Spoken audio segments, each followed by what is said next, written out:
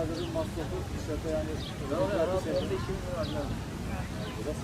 Çok kötü.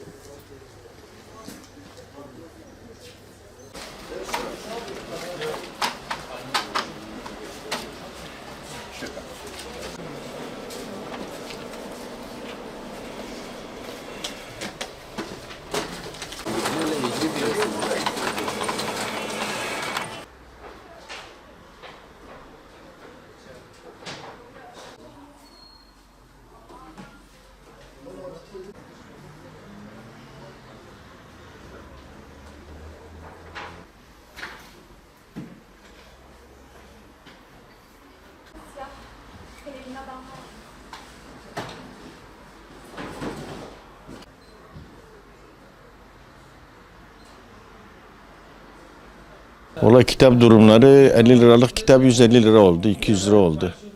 Yani bu kağıt zamından sonra yani %50 zam geleceğine yayın evleri %150, %200 zamlandırıp yani öğrenciler 2-3 tane kitap alacağına ancak birer kitap alabiliyorlar. Eskiye nazaran azalmış yani. Aşağı %50 azalmış okuma oranı. Ancak okuma oranı mesela kültür kitabı okulların tavsiye ettiği kültür kitapları gidiyor. Ondan sonra medreselerde okuyan öğrenciler ders kitabı alıyor.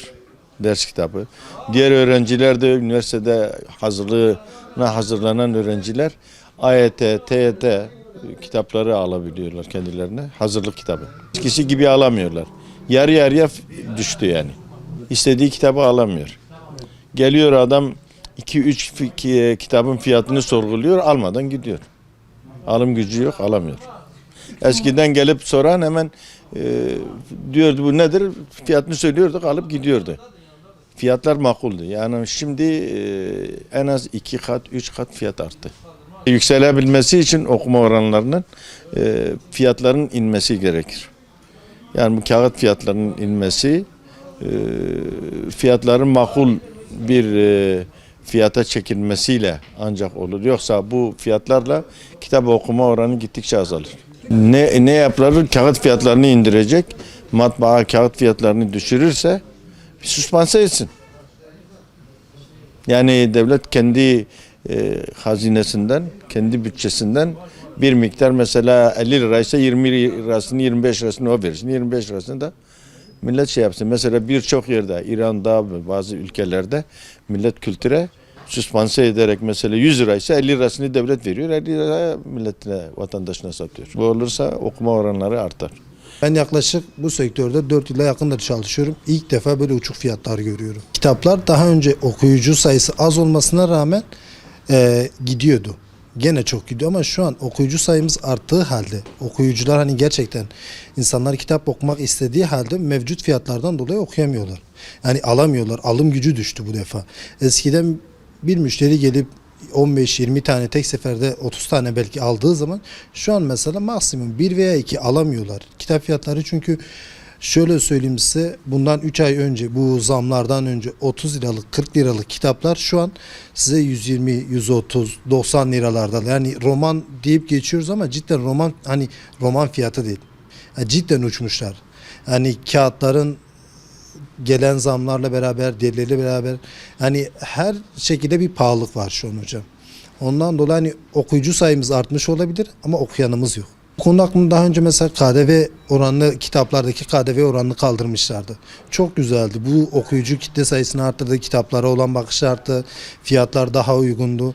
Yani kitaplara yönelik en azından hani dağıtımcılara veya bizlere bir destekleri olurlarsa biz de bunları hani fiyatlara yansıtabilirsek hem okuyucu için iyi olur hem bizim için iyi olur. Çünkü bu şekilde hani gerçekten hani kaliteli okuyucular okumak istiyor ama okuyamıyorlar. Sadece buraya gelip kitapları inceleyip gidebiliyorlar.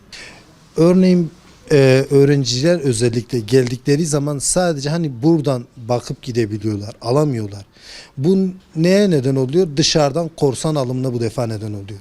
Yani alternatif olarak insanlar artık korsan, baskısı kötü, bildiğiniz fotokopi baskısı şekilde bunlara yönelmek zorunda kalıyorlar insanlar. Yani cidden bu konuda hani bir destek bekliyoruz. Çünkü hepimizi endişelendiren bir konudur. Bu zamlardan ötürü hani kağıda olan zamlar beraberinde hani uçuk fiyatlar getirdi. Bu uçuk fiyatlar da tabii okuyucu kitlesinin düşmesine neden oldu.